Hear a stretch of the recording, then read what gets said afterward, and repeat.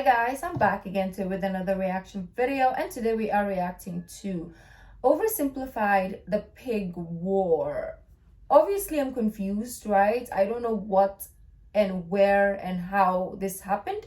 Well, that is the whole purpose of us doing this reaction, is to find out. So before we do start, don't forget to subscribe if you haven't already. Click that bell button to get notified whenever I do upload a video. So guys, let's check this out. The Pig War. Interesting. This video was made possible by NordVPN. VPN. Click the link below to stay safe online and get a huge discount off a 2-year plan with a 30-day money-back guarantee. Trouble sleeping? Need someone to snuggle? Then why not snuggle? Me! The limited edition Oversimplified plushie That is looks available cute, for though. pre-order for a few days only. Get it quick along with some beautiful new character pins. I don't know why I'm watching this. Look at us, boys. We've only gone and bloody done it. We beat the Brits and secured independence. Now to expand westward and conquer the rest of the continent. Thomas, it looks like a bunch of different people already live out west. What?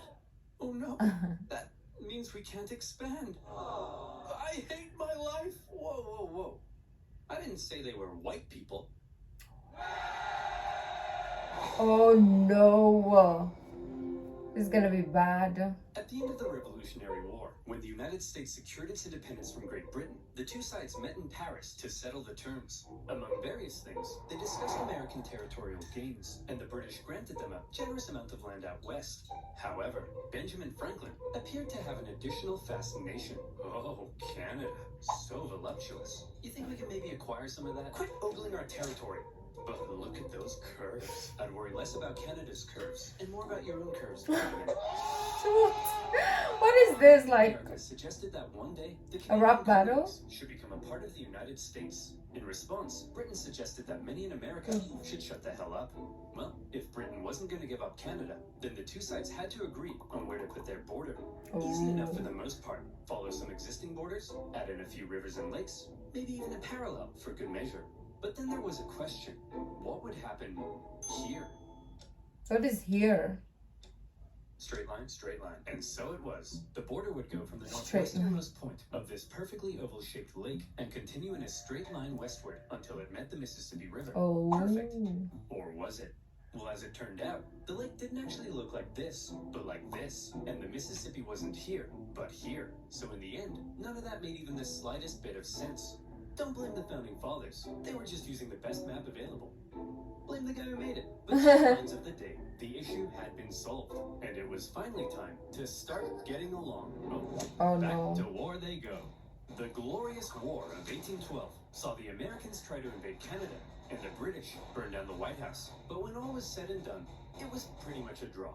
And once again, America and Britain had to enter into peace negotiations. By now, both sides realized the original border they came up with was a piece of hot garbage. And since America had also recently obtained a huge amount of land from Napoleon, they decided they would need to re-examine the border issue. Straight line, straight line. And so it was. Gosh. To fix the problems of the previous border agreement, they decided to go from the northwesternmost point of this lake, as had been previously agreed, down to the 49th parallel, and from there the line would go straight as an arrow up until the Rocky Mountains. But beyond the Rockies, the two sides couldn't quite agree on where it would go next, because both sides claimed the territory beyond the Rockies was theirs. See, throughout its early history, America as a nation had its eyes heavily fixated on all that juicy land out west, ripe for invasion. I mean, settlementation. America wanted to expand. Not only was it their right, some believed it was a destiny given to them by God himself to multiply and spread across the continent, like rats or disease. Okay, guys, just before we take over everything, God definitely said this. We take over to everything. do, right? Yeah, that's what he said. Isn't that what he said? And who was it who spoke to God? It was Billy, right? No one. They just assume somebody. Well, it was one of us. There's no way we made this whole thing up to justify a ruthless collective They imperialist did. tendencies. They definitely did. All right. Well, in that case, let's get out there and make the world a better place, just as God intended.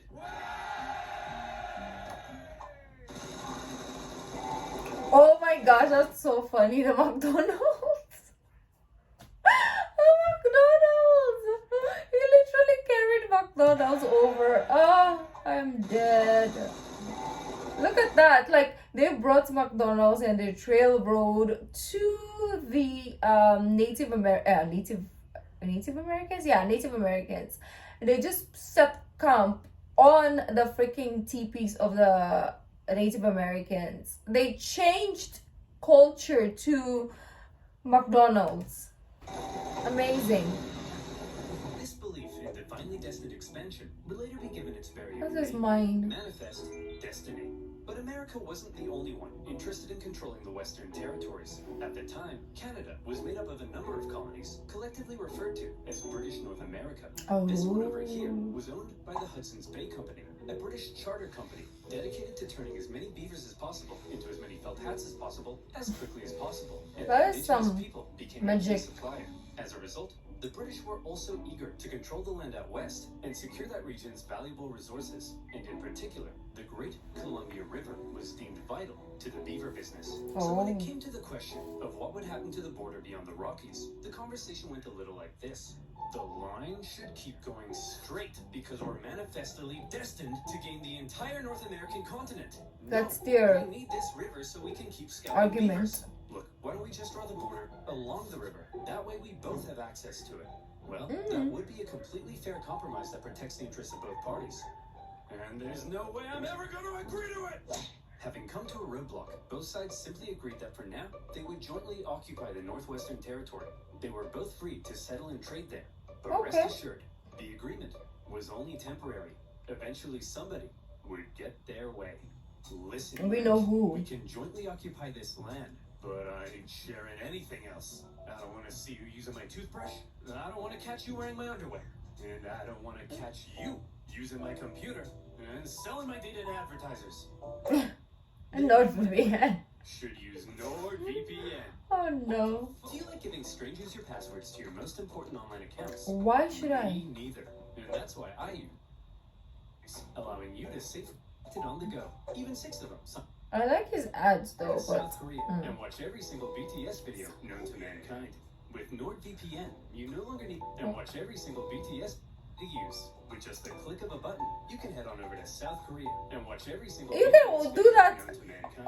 on regular without You no VPN. longer need to worry about those shady websites, annoying pop-ups in your country, like this video. It even comes with a 30-day Ooh. money-back guarantee plan with a huge discount, plus an additional month. Now, where were we? I have no idea. Bickering over boundaries, manifesting destiny, and a joint. This is the second time he mentioned of war. BTS, so he might be a One fan. man living here who felt the territory Happy. should be British was James Douglas, the Hudson's Bay Company's no-nonsense chief factor at Fort Vancouver. Ah, what a beautiful, unspoiled corner of the British Empire. I've got my spotted dick, my Spice Girls fan club membership, and an unrelenting negative outlook on life that affects everyone around me. What are you looking at, Stephen? Yes, truly British. Is it? Okay, yeah. I mean, McDonald's, come on. Like, The problem for men like Douglas was that I would trade a spotted dick for McDonald's. Gunslinging, Definitely. neighboring, diarrhea having. By the thousands, they were pouring into the Oregon Territory in search of land to settle and farm. This, however, crowded out the fur trade, and eventually, a very bitter Douglas and the other Hudson's Bay traders at Fort Vancouver were ordered to relocate north to a new base of operations. But the Americans keep coming, and they don't stop coming. And they keep bringing their McDonald's, huh? It didn't make sense to keep sharing Oregon when they outnumbered the Brits more than 6-1. And Oh. suddenly, the whole joint occupation deal was being called into question. Newly elected President Polk maintained that America had an obvious claim to the entire region, even implying a possible war with Britain. Fiery language from U.S. senators declared that American rifles would annihilate the Hudson's Bay Company in Oregon, and America even gave Britain notice that it was pulling out of the joint occupation agreement. The British were alarmed as the two sides stood on the brink of war.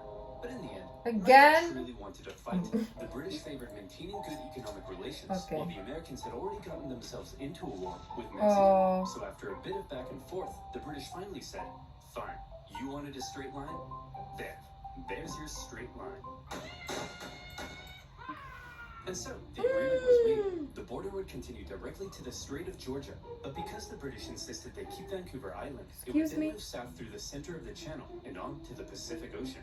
Finally, the issue of the northwest border had been solved. What the Uh-oh. phone? Discrepancy detected. Enhanced frame, 200%. hands. Oh my gosh. In hands. Can't even freaking see those. Oh, too far. Huh? Now, show me the exact wording of the treaty. The line of boundary goes to the middle of the channel, and thence southerly through the middle of said channel. But there's loads of channels. Yeah. You tell me, dear viewer, which channel is the treaty referring to? And therefore, who owns these islands? Is the wording of the treaty I'm confused. vague? Well, that's exactly the problem encountered by the people living in the area. The British Are insisted we that the channel intended by the treaty Canadians was or are we the Americans? Strait, and therefore the islands were British. The Americans, on the other hand, argued that the intended channel was the Harrow Strait, and therefore the islands were. Oh my At gosh. times, the debate If there were people in those islands back then, they would just be like, I have no idea where I'm from. Like, I'm confused. Right? Wow, my laptop Even is the like individuals who negotiated and signed burning. the treaty at times didn't seem entirely sure which channel the treaty meant, and representatives from the Hudson's Bay Company begged them to make it clearer. But thousands of miles away, the people in power simply had more to worry about than some tiny islands in the middle of nowhere.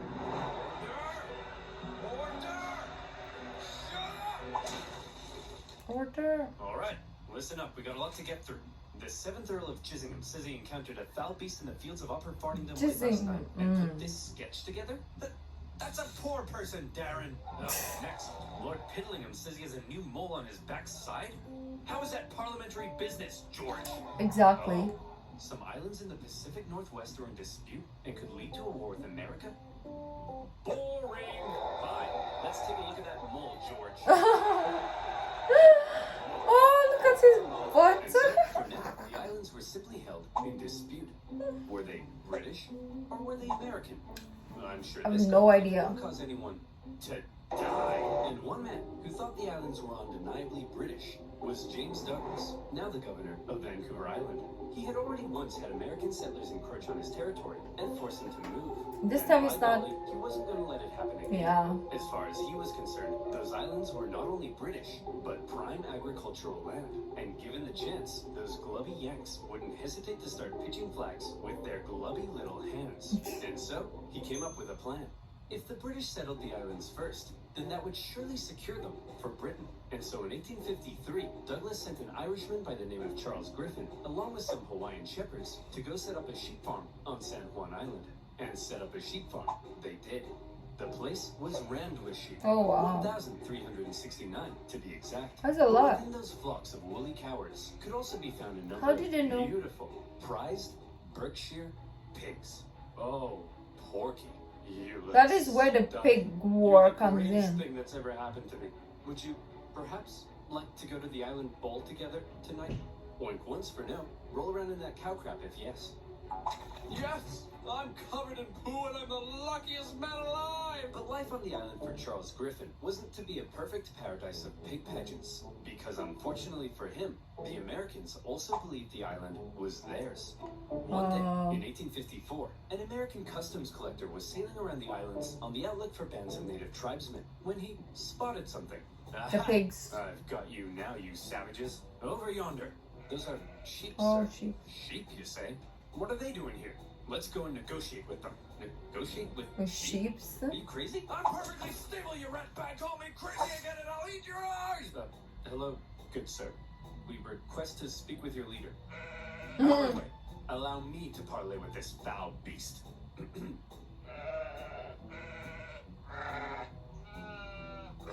Hey, stop threatening my sheep. Your sheep? You mean to tell me that you, a British subject, have illegally imported these sheep into American territory? I'll have you know that you, an American, are currently trespassing on British British territory. territory. The Americans felt that they were entitled to collect taxes on the British property, because the island was American, and they threatened seizure if dues weren't paid. The British, meanwhile, threatened to arrest the Americans, because the island was British. Oh my And gosh, the I'm two sides confused. were in a standoff. How did To they give work Charles this Griffin out? the legal power to deal with the American trespassers, Douglas said, "Hey, put on this wig." Boom, you're a magistrate now. And in turn, Griffin went to one of his Hawaiian shepherds and said, "Hey, I'm making you a constable. Put on this badge."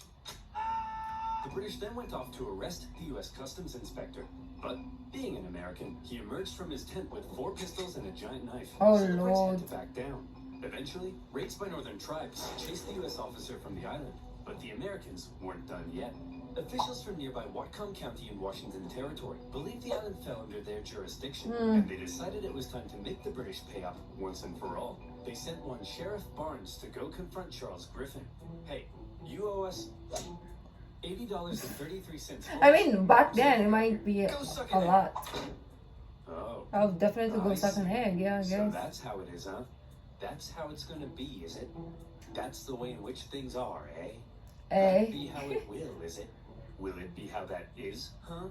That be the way in which things be the way they are, is that? Get off my property! So the sheriff My and the Whatcom brain County is- officials felt they were now well within their rights to seize and auction off Griffin's sheep in order to recoup lost taxes. And who had they auctioned these prized breeding rams off to? But themselves. Then, in a pretty chaotic scene, they worked to tie the rams to their boats. And when Charles Griffin came running to rescue his kidnapped sheep, being Americans, they pulled out guns on him, and he had to back down. In all, Charles Griffin lost 34 breeding rams, and he was furious. The British complained to the American government, who were shocked to hear what had been going on at their northwest border. And both governments told their officials in the area to back I like the car, Not it's trying to start different. a major war over some It's like a dumb sheep Mr. and Bean this car or stupid European car. but also the islands are definitely ours. And they have a sports car. car. For now, both governments agreed to set up yet another boundary commission to decide which channel was the correct border. But it often devolved into petty bickering. The Oh. British did make one interesting suggestion, though. We could draw the border through this middle channel and split the islands between us. Well, that would be a completely fair compromise that protects the interests of both parties. And there's no way I'm ever going to agree to it! And in the aftermath of the sheep raid, James Douglas, still stationed at Fort Victoria, became even more cautious of American encroachment into his territory.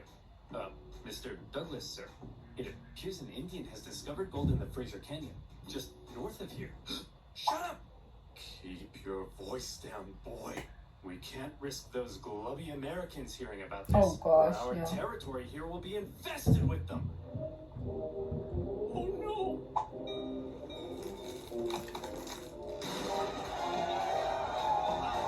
Oh, there's another ad.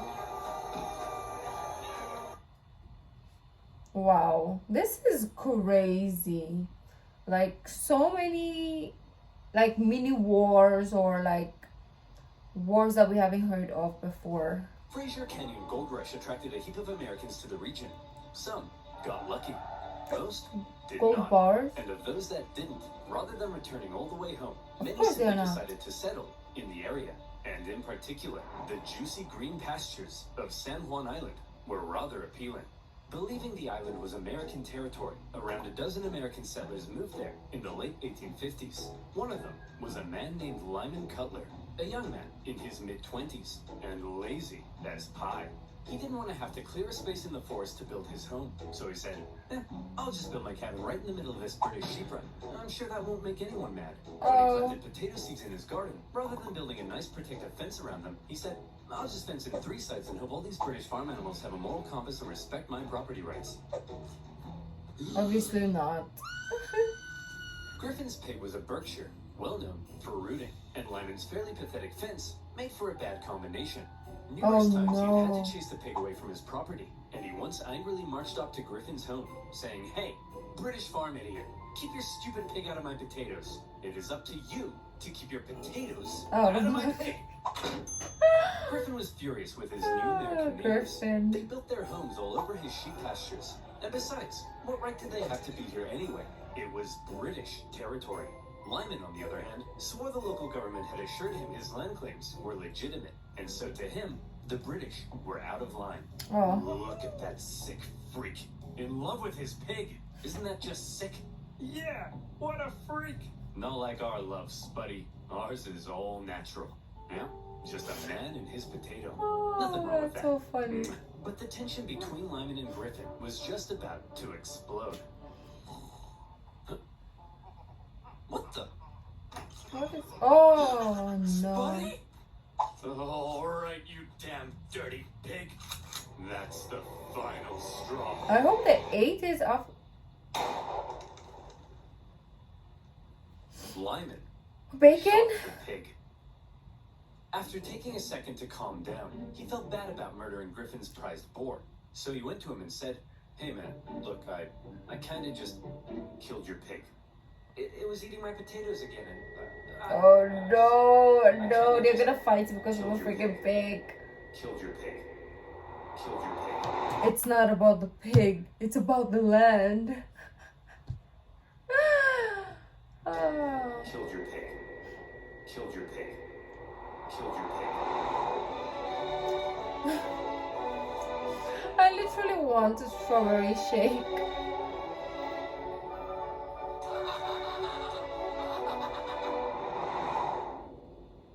You swine! Oh no. No, the swine isn't the one I killed. I'm Lyman.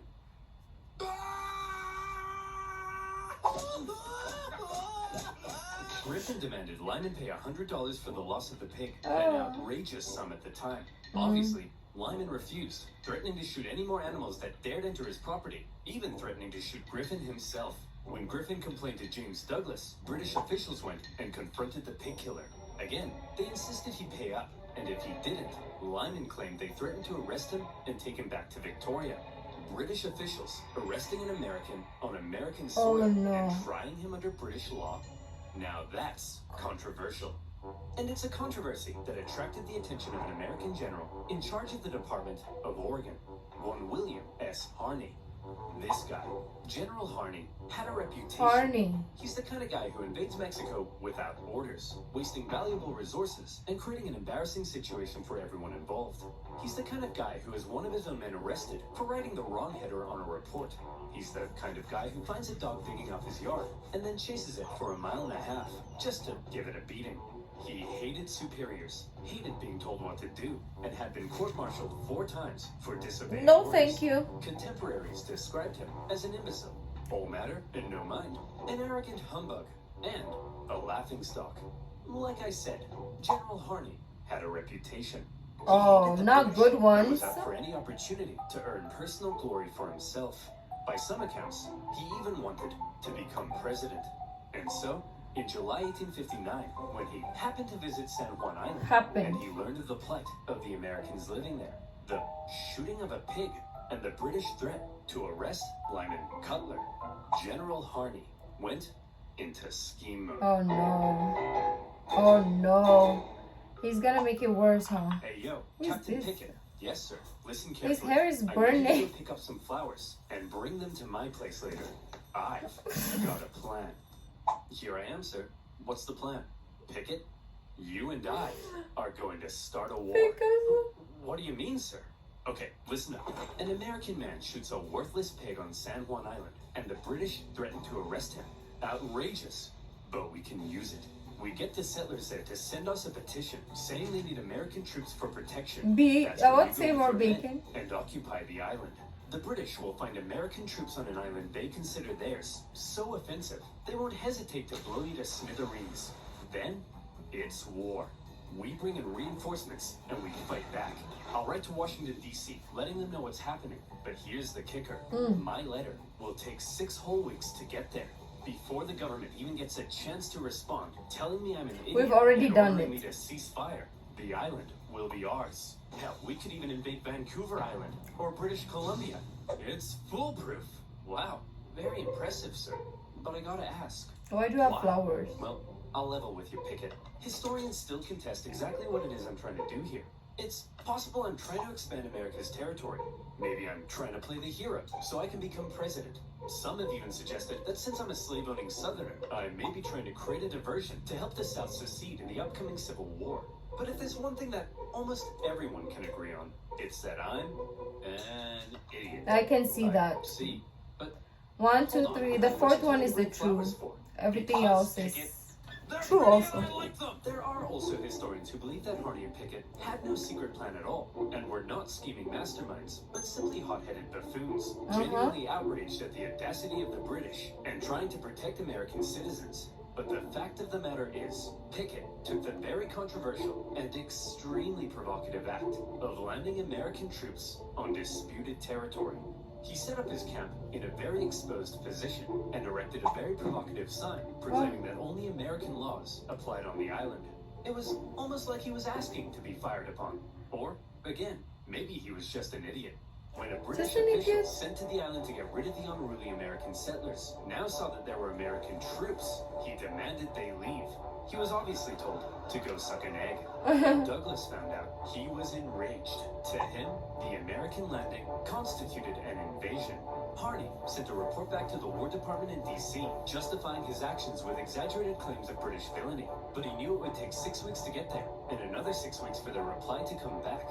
For now, the situation was entirely in the hands of long, local like back in the military day, yeah. officials, and the There's no ball choice. was in the British court. We have an ad. Like imagine like you messaging a friend and it takes 6 weeks to get there and 6 weeks for a reply. Like how did they even date back in the day if it was long distance, right? That's crazy. Would the temperamental Governor Douglas and the powerful British Navy respond to the American provocation with force? Were Britain and America really about to go to war over the shooting Of a pig. Well, It's not about the one pig, man I would have tell his you. It's way. about the It's land. entirely possible they would. James Douglas had already had Americans force him out of Oregon. They had threatened his position in Victoria during the gold rush. Now they had invaded his island, and he had had it. It was time to turn to the Royal Navy. You, Captain Hornby, go to the island and prevent Hornby any more and Americans from Harney. landing. And Okay. take this magistrate with you to arrest Let's Captain do Pig. this. Use force if necessary. Just don't do anything to start a war. Wait, you want me to use force but Not start a war. Oh, I'm sorry. Is that too much to ask, Princess? When Captain Hornby got to the island and saw that the American force there was even larger than expected, Ooh. his concern grew. Ignore my He sent word back to Douglas, who in response ordered even beautiful more legs. ships to the island.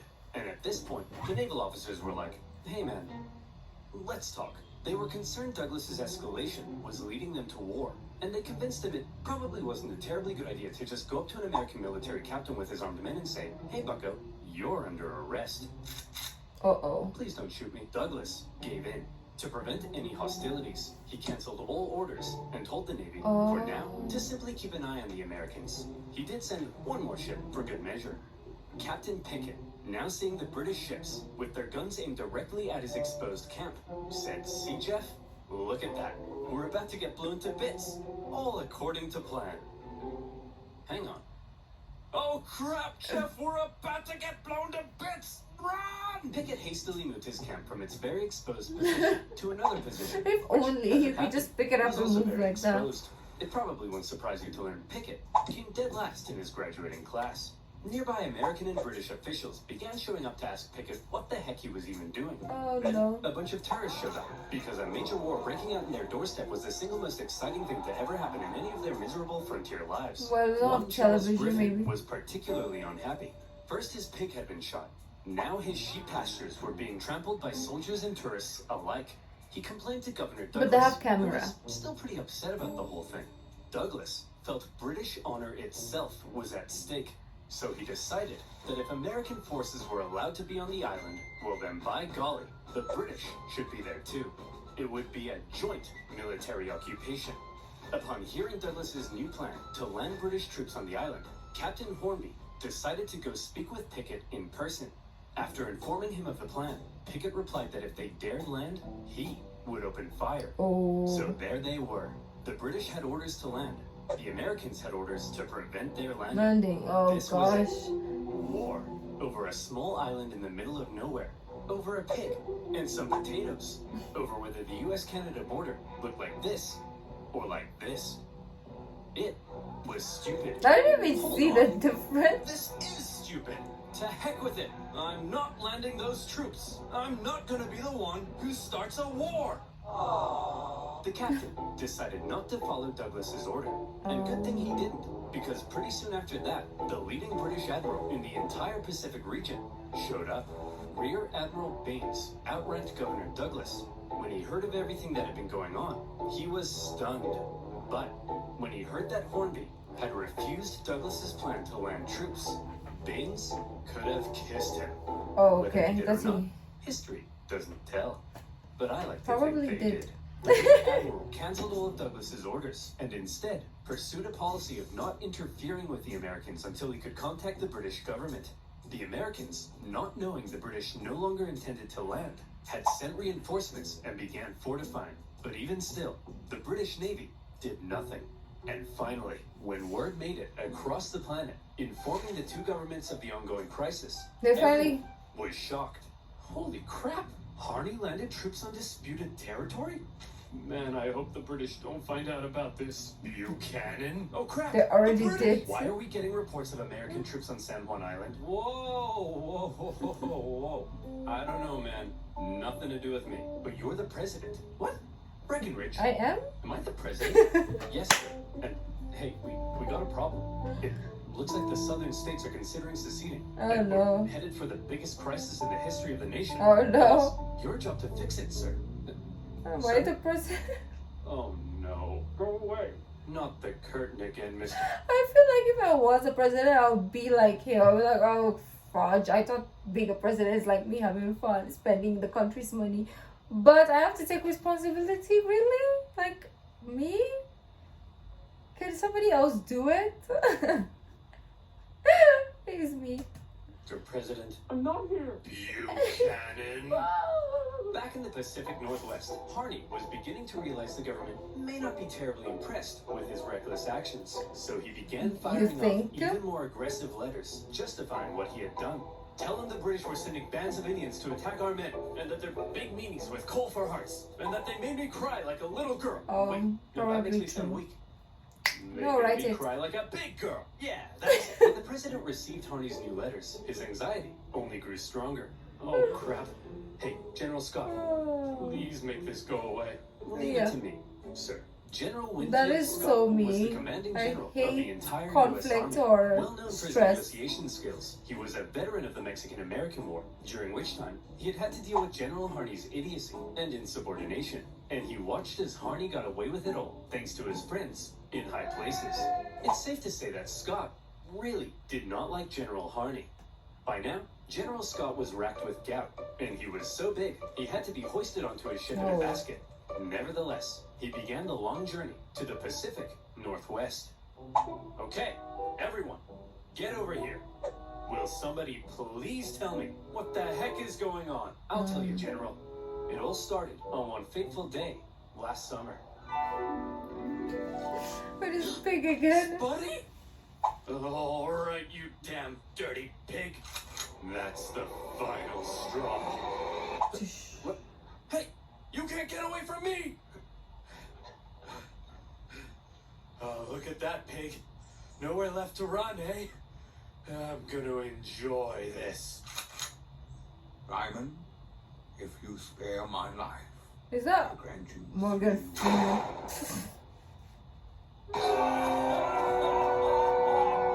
I'm literally creeped out. So you see, General, the pig wasn't even on his property when he shot it. Liar! He's lying to you, General. I'll tell you what really happened. Oh no. There's always What a 3 pleasant sides to a summer's story. afternoon Here on my humble farm, it's just me and my beloved potatoes. His side, So the other that- side, and the truth. Say, Lyman, them some nice spuds you got there. It'd be a shame if somebody ate them. No, not again, you beast! Leave my potatoes alone! Yeah, I'm gonna eat them, Lyman. I'll eat them. And then I'm gonna eat you. Stay back! I'll shoot! Go ahead, punk. Make my day. Shoot me! Shoot me! He made me do it! He made me do it! So you're telling me A pig. you guys nearly started a war with the strongest naval power in the world over the shooting of a pig? Yep. Yeah, now he's starting to get it. Not only the pig, sir. The British then threatened to arrest this poor, pure American soul. Thank you, General. no. Shut up. I don't care about you. Okay, I've made up my mind. You're an idiot. You're Yeah. an idiot. You're an idiot. You're an idiot. Mhm. You're an idiot. You guys are fine. And you two are the most mind-numbingly brain-dead ding-dongs I've ever encountered in all my life, and I'll... I really, really hope he said that. I really, really hope somewhere in history this was real. You in my office. Okay, Harney, listen. I cut a deal with the Brits. Here's how it's gonna be. Both sides will maintain a small force on the island for a joint military occupation until our two governments can decide who owns the island. Now, the only way they'd agree to that is if Pickett is removed from command. So I'm replacing him with Captain Hunt here. Now, Harney, listen to me. Do not, under any circumstances, put Pickett back on that island. Okay? I mean it, Harney. Do not order Pickett back onto the island. Understood? Yes, sir. Good. I'll see you, Globos, later. Oh no, he's gonna do exactly what he said. I think so. Good. Hunt, you're fired. Pickett, you're going back on the island. All right, you psychopath. I've been waiting years for this. Psychopath. I've always hated you. Harney had not only ordered Pickett back onto the island, but his department even notified the British that it did not recognize the joint occupation settlement, while everyone else had decided on peace. Harney appeared to still be threatening war. We have another ad. Wow. This is crazy. Like, it's so... We'll talk later. Let's just... Needless to say, a furious Winfield Scott soon removed him from command and sent him elsewhere. In Harney's absence, the joint occupation went ahead, and the troops actually got along together quite well.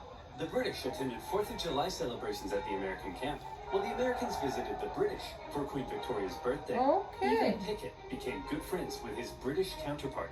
War, it seemed, had been avoided, thanks largely to the level-headed actions of the Royal Navy and General Winfield Scott. Of course, the islands were still in dispute, and the question of who exactly owned them still had to be answered. That answer would have to wait, because while San Juan was at peace, the nation was tearing itself apart. When civil war broke out in 1861, the issue of San Juan just wasn't that important. Harney, despite being a Southerner, remained in the U.S. Army, but was eventually removed from command at St. Louis when his loyalty to the Union came under suspicion. More famously, Captain Pickett, a native Virginian, went on to become a Confederate general. Pickett's charge at the Battle of Gettysburg remains one of the most famous moments of the entire war and marked a major turning point. U.S. relations with Britain actually soured during the war. The British, missing their supply of southern cotton, initially looked like they may intervene on the side of the Confederacy. There was the Trent Affair, when Confederate diplomats were discovered and arrested on a British mail steamer. And then there were the British-built ships sold to the Confederacy that wreaked havoc on northern commerce. When the Civil War ended, furious American politicians called on the British to pay reparations. And by now, a long list of hot issues existed between them. And yes, on that list remained, 12 years later, still the issue of who owned these gosh darn islands. That issue, it was finally agreed, would be submitted to international arbitration. The Empire of Germany would decide, with the British and Americans presenting arguments. The American argument was reportedly presented with a little more pizzazz, a little more zing. And in the end, when the Germans made their decision, they awarded the San Juan Islands to the United States. When an aging Douglas heard the news, he said that there was no possible way the British argument had been presented correctly. But that was that. The British conceded. And on the 25th of November, 1872, the last British troops... I wonder what the arguments were. As the Americans entered the British camp to raise their flag, they found that the British had removed the flagpole. One last up yours to Uncle Sam. By this time, Charles Griffin had already left the island, and the Hudson's Bay Company eventually sold their sheep farm. And so, there you have it. A dangerous situation that almost brought two great powers to war, triggered by the shooting of a pig. But thanks to more level-headed minds and an eagerness for peace and cooperation, conflict was avoided, and the only casualty of this pig war was well, just a pig. But how different could things have been? What if the British had attempted to arrest Pickett? What if they had landed troops? Could the two sides have actually gone to war? Could America have invaded Canada? Could it perhaps still invade Canada? Think about it. Why not? We have the manpower. We have the arms. This guy is crazy. It's our manifest destiny. Picture a future where American Mounties wear red, white, and blue and hail the stars and stripes. Where Wayne Gretzky would wave the American flag every 4th of July in the streets of Montreal. Maple syrup, the greatest American food. Maybe we will not have maple syrup. American National Park. One united nation under the leadership of our glorious president, Drake. No longer shall we tolerate our smug neighbors to the north with their affordable insulin and endless comments. It might not be as beautiful as he's describing it, because if America will take over Canada, then it will be Americanized, right? It wouldn't be like Canadians American will adapt Canadian stuff. It's gonna be just a bigger America, to be honest. Like, healthcare is still gonna be expensive. Meaning that I don't talk about Canada enough in my videos. That's right, Canadians. Watch your backs. Sleep with one eye open tonight. Because Biden's coming, baby. And this time, he's coming. That's creepy. Of course he's being sarcastic. Is he? Now I'm questioning oversimplified. But anyways, that was a very interesting and full of I didn't know that there's so many little wars or mini wars, I would like to say, that was going on. I mean, I should have known, because it's not something that is impossible, because there's so many like territories or islands in the world that other countries would like to have under their belt. Like, obviously, I don't know what is happening between Philippines and China when it comes to that island right now. So even until this modern times, there's still those small wars that are happening, or civil wars that are happening. Is it civil war? Is that like, it's not really war, but debates and discussion over like territories are still happening until today. And literally some places are also having wars when it comes to territories. And yeah, it's like it's a little bit tamer for other places, whilst the other countries also, they're literally I don't know how to speak anymore. But yeah, let me know what you guys thought. If you like this video, don't forget to give this video a thumbs up, subscribe if you haven't already. I'll see you in the next video. Bye.